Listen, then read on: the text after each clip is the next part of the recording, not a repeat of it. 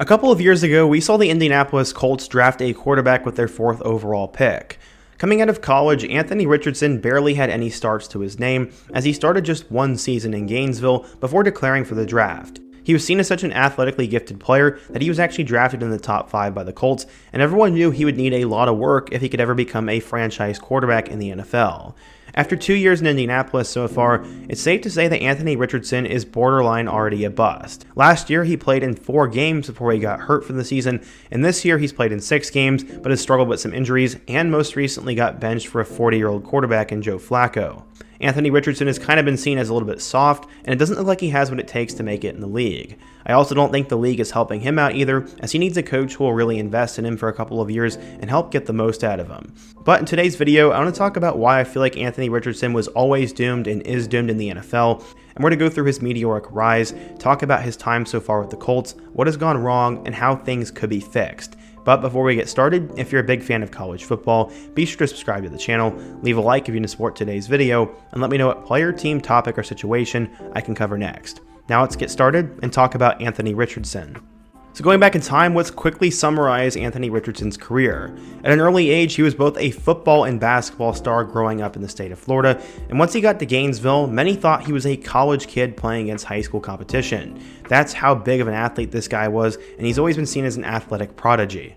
Flash forward to his junior year, he had thrown for over 1,000 yards and 17 touchdowns, and recruits were starting to take notice because of his crazy arm and potential. Add in the fact he also ran for nearly 1,000 yards and 15 more touchdowns on the ground, and Anthony Richardson was a prospect worth keeping an eye on. What's interesting in terms of his recruitment, many people thought he would go to Florida, but many didn't know if Florida really wanted him. Carson Beck had recently decommitted from Alabama, and many thought that Beck could end up at Florida, but instead he ended up going to Georgia, and then also another guy named Jeff Sims, who was a Florida State decommit, ended up at Georgia Tech. This led Anthony Richardson to choosing and signing with the Florida Gators, and many Gators fans were super excited for this. He was going to be somewhat of a local legend, as he obviously grew up in Gainesville and would be playing college ball in Gainesville, and according to 24/7 Sports, he was a 4-star recruit, the number 9 dual threat quarterback, and the 204th overall player in the class of 2020.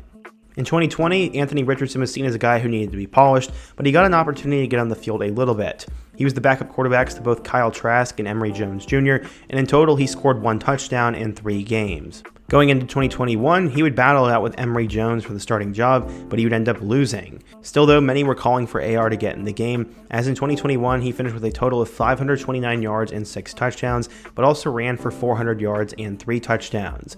Emory Jones would then end up transferring across the country, and it was Anthony Richardson's team in 2022, and they'd have a new head coach in Billy Napier. Richardson would make his first career start that year against number 7 Utah, and he ended up running for 3 touchdowns and a victory over the number 7 Utes. Sadly though, in week 2 he'd struggle horrendously, as he threw 2 interceptions and a loss to number 20 Kentucky, and Will Levis won that duel. In week 3, Richardson also had 2 more interceptions against USF, before then having a bounce-back performance against Tennessee. In this game, AR showed what he could do, as he had 453 yards through the air and 2 touchdowns, and also ran for 2 more scores on the ground. He scored pretty much all their points, and despite them losing, AR was blossoming into a tantalizing prospect. He then threw for 2 touchdowns against Eastern Washington, had a touchdown and a win over Mizzou, and then would start to pick things up for the remainder of the year.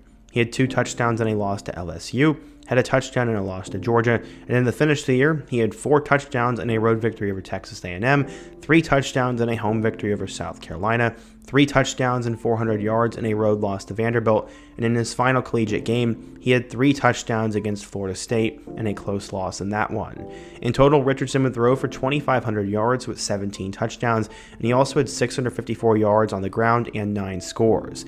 Richardson only had 1 season of starting experience under his belt, but due to his insane athleticism and potential in the league, he decided to declare for the 2023 NFL Draft, where he'd be taken at pick number 4 by the Indianapolis Colts. CJ Stroud and Bryce Young were taken with picks 1 and 2, and Richardson would now become the 3rd franchise quarterback in the top 5, and the Colts really needed some stability at quarterback. After Andrew Luck retired, you had guys like Phillip Rivers, Matt Ryan, Carson Wentz, Sam Ehlinger, and pretty much anyone else they brought off the street, so the Colts were looking to invest into a quarterback who could really help them win a lot of games and bring the franchise back to glory. So far, things have not gone according to plan for Anthony though.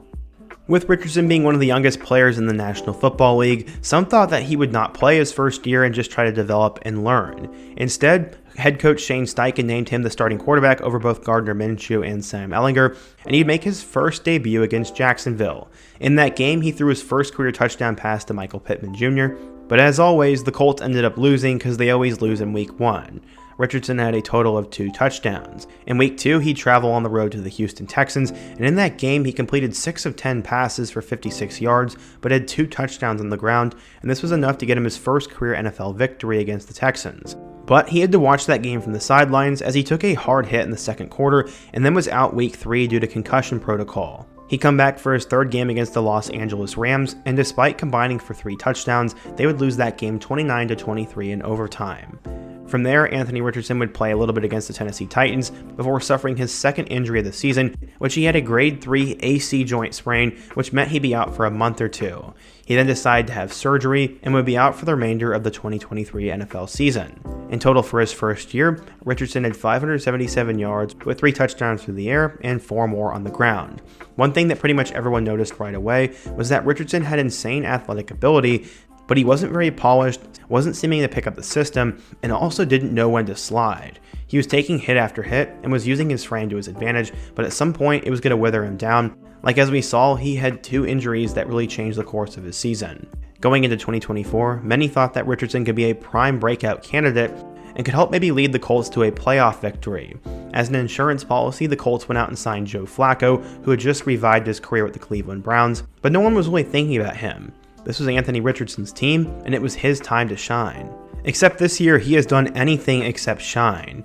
In their Week 1 game against Houston, of course they lost, as he went 9 of 19 for 212 yards with 3 touchdowns and an interception. He completed 47% of his passes, but of course they ended up losing like the Colts always do in Week 1. In Week 2, things did not get any better, as he completed 17 of 34 passes for 204 yards with 1 touchdown and 3 costly interceptions. So far, he had 4 interceptions and 3 touchdowns, and he would need to improve ASAP.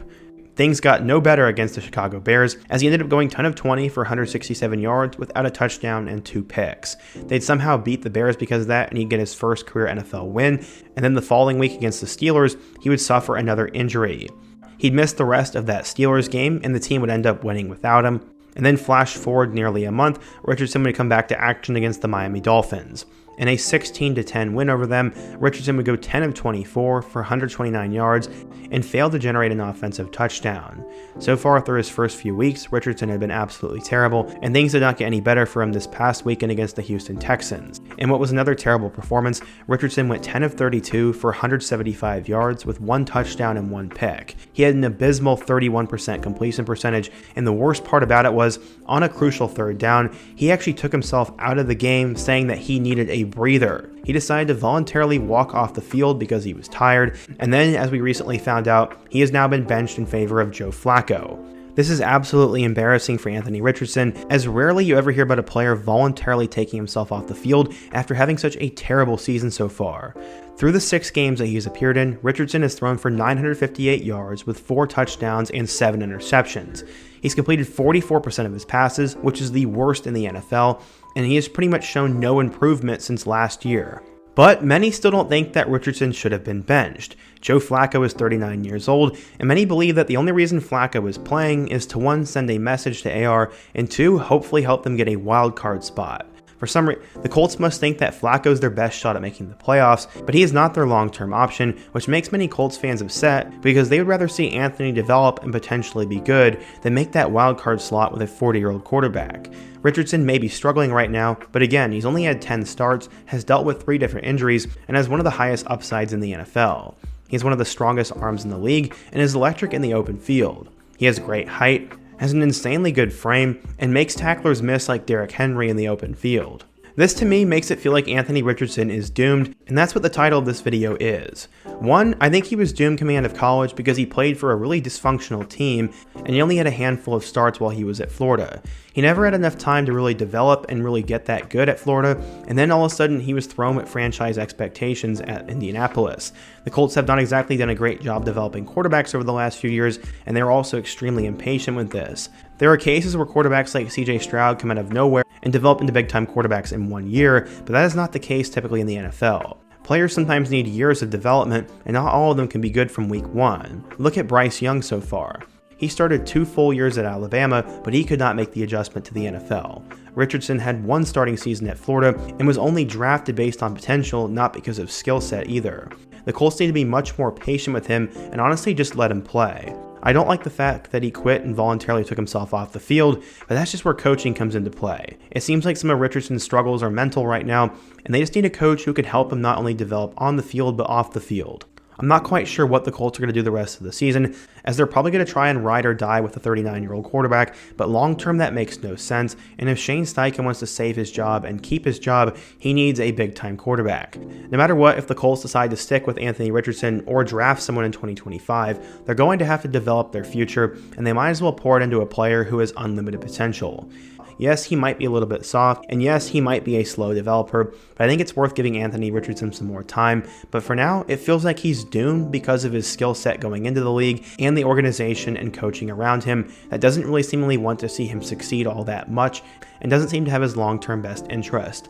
We'll have to wait and see, but what do you guys think? If you're a Colts or a football fan in general, what do you think of how Anthony Richardson has been handled in the league, and do you think he's a bust or someone who will eventually be really good? Be sure to let me know down below, leave a like if you want to support today's video, subscribe if you're new, and check out my other videos on the end screen. Hope to see you guys again soon, but until next time, peace.